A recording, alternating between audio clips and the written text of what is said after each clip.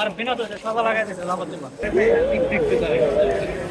আমি একটা কোম্পানিতে জব করতাম, টাকা পাইতাম, টাকা দেয়নি, এই কারণে আমার অপহরণ মামলা দিচ্ছে।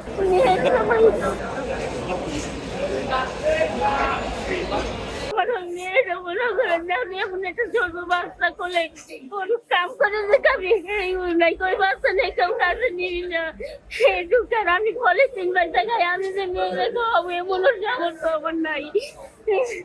এইবার মনে করে যেমন এই মেয়েটা তার আর একটা মেয়ে আসছে সামনে মাসে তার পরীক্ষা, যে পরীক্ষা ওর দিতে পারবো না।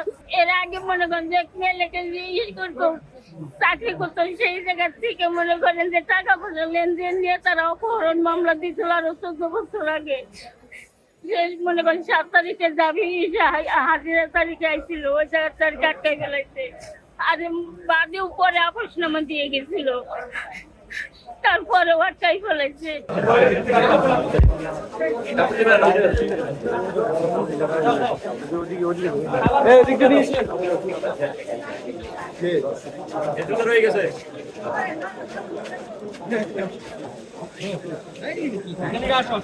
কথা বলি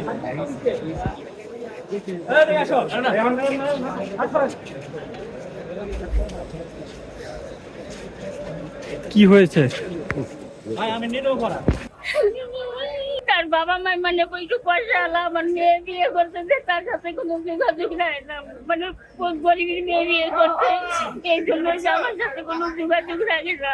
অনেক চেষ্টা করছি, তাকে বুঝেছি, মনে করেন সময় তো মাত্র 3 দিনের সময় ছিল, 3 দিনের মতন আমার মতন গরিব মানুষকে যে কিরাটা এত টাকা দিব, আমি কই পাবো এত টাকা?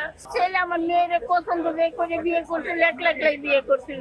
সেই দিকে মনে করেন যে ছেলের বাবা মা ভাই বিরাদার কেউ এর দেখতে পারে না, মানে এর কেউ মূল্যাম করে না। 6 মাস জেল খাচ্ছিল, তখন একবার আইছিল তার বাবা, কাজ করে করে আমি হিজাবিং করাইছিলাম।